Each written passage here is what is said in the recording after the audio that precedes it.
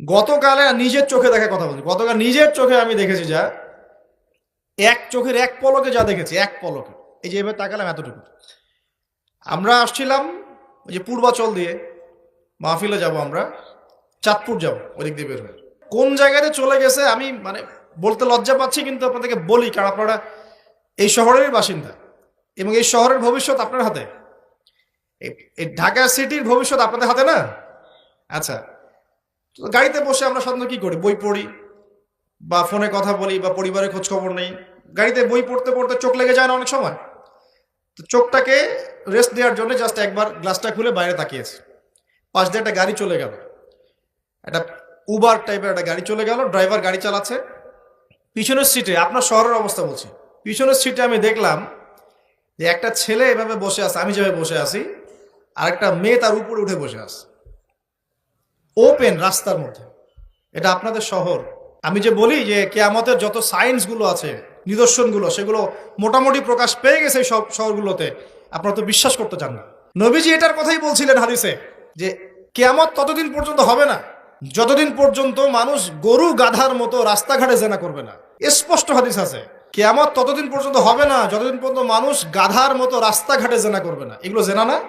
জেনা মানে কি শুধু ওই সেক্সুয়াল শারীরিক সম্পর্কই জেনা?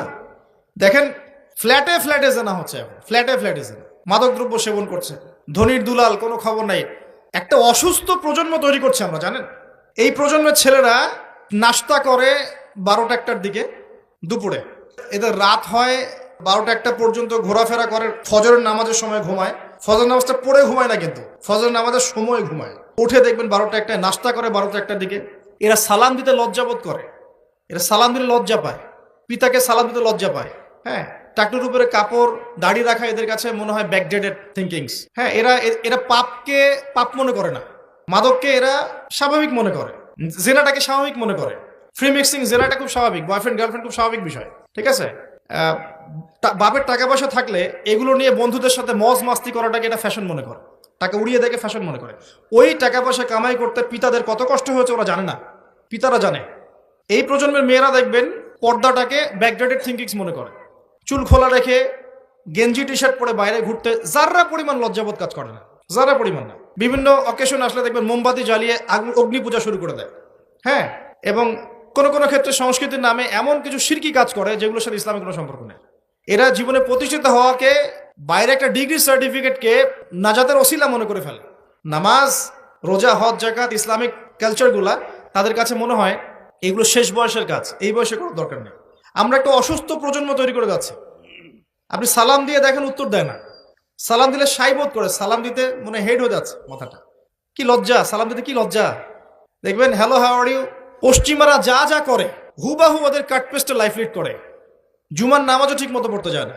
আমরা কি প্রজন্ম তৈরি করছি চিন্তা করে দেখবেন। মাদক, এই যে একটু আগে স্যার বলে গেলেন না, ম্যাক্সিমামই, অল্প কিছু মানুষ বাদ দিয়ে যারা একটু ধর্মকর্ম চর্চা করে, এইসব মানুষ বাদ দিয়ে ম্যাক্সিমামই মাদকের সাথে সম্পৃক্ত। আমি দেখাচ্ছিলাম প্রিয় ভাইয়েরা এবং পর্দার বোনেরা যারা আছেন যে কিয়ামতের সায়েন্সগুলো কিন্তু চলে আসছে।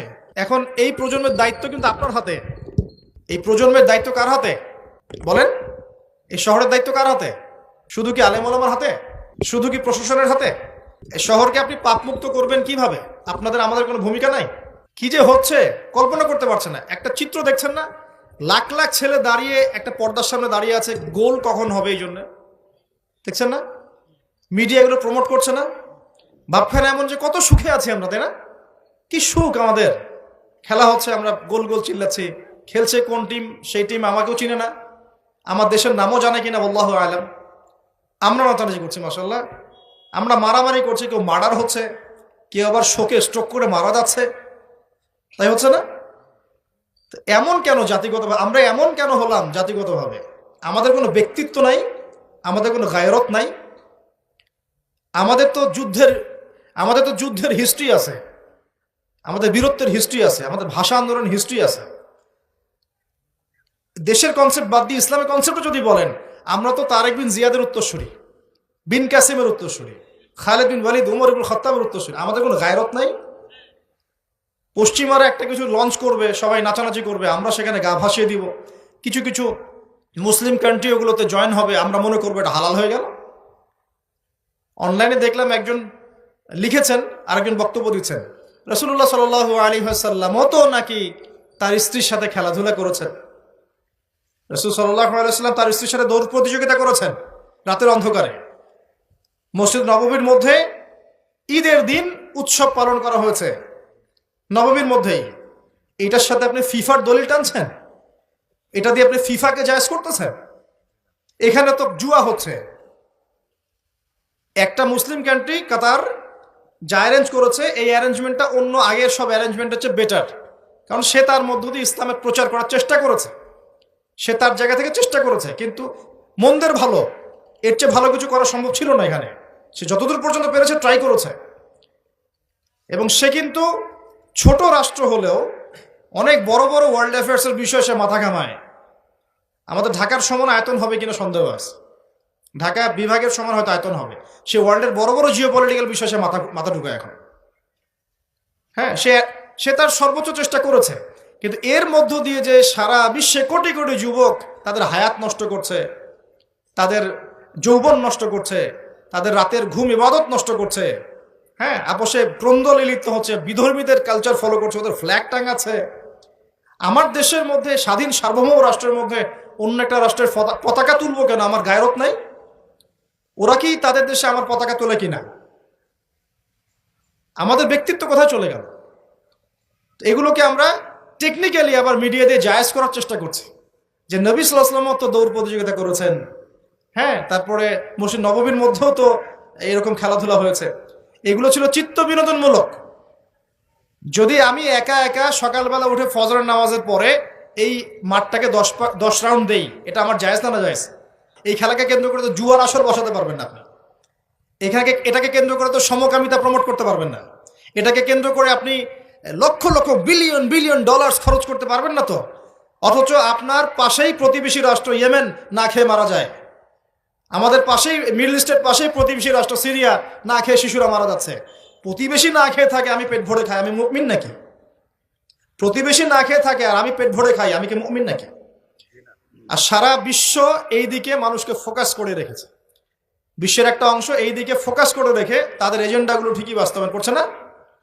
তো রমজান মাস আসে, দেখবেন রমজান মাস যখনই আসে দেখবেন যে নির্যাতন বেড়ে যায় উম্মার উপর। যে সময়ে উম্মার ইকোনমিক অবস্থা ভালো না, সামরিক অবস্থায় তাদের মুখোপেক্ষী হয়ে থাকতে হচ্ছে, যে সময় আমাদের ভিতরে পলিটিক্যাল বিরোধগুলো দেখা দিচ্ছে, আমরা ইউনাইটেড হতে পারছি না, যে সময় যুব সমাজরা মাদকে আসক্ত হয়ে আছে, পর্নোগ্রাফিতে আসক্ত হয়ে আছে, দিনের ইলম কালাম অর্জন করছে না, নামাজ ঠিক মতো পড়ছে না, কুরআন তেলাওয়াত করা শিখছে না, যে সময়ে ইভেন আলেম ওলামাদের মধ্যে ঐক্য দেখা যাচ্ছে না, যে সময়ের মধ্যে আমরা পরিবারগুলোর ভাঙন দেখতে পাচ্ছি, আমাদের পরবর্তী প্রজন্ম কোন পরিবেশে বড় হবে সেই নিশ্চয়তা দিতে পারি না, যে পরিবেশে একটা 5 বছরের ছোট্ট বাচ্চা আয়াতকে কেটে টুকরা টুকরা করে ফেলা হয়, এখানে আমরা বসে বসে রং তামাশা দেখতেছি টিভির সামনে বসে। এই সমাজটা পরিবর্তনের দায়িত্ব আমাদের কারো ঘাড়েই নাই? শুধু কি পলিটিশিয়ানদের দায়িত্ব? শুধু কি প্রশাসনেরই দায়িত্ব? আমাদের সবাইকে নাকে তেল দিয়ে ঘুমানোর জন্য পৃথিবীতে আসছে? এই যুব সমাজ তো জানেই না, বোঝেই না ওদেরকে কি কারণে এই পৃথিবীতে পাঠানো হয়েছে। সে যে মুসলিম, তার যে দায়িত্ব কর্তব্য আছে, আল্লাহ পাক যে তাকে সৃষ্টি করেছেন তার ইবাদত করার জন্য এবং আল্লাহর জমিনে দিনটার প্রচার প্রসার ঘটানোর জন্য, তার কোনো ফিকির আছে? একটা পর্দার সামনে দাঁড়িয়ে সে আধা ঘন্টা, 1 ঘন্টা, 1.5 ঘন্টা সময় নষ্ট করে ফেললো, তার ফিজিক্যাল কোনো উপকারও কিন্তু নাই। আছে কি অবস্থা? মানে মিডিয়া যে কি প্রমোটটা করতেছে।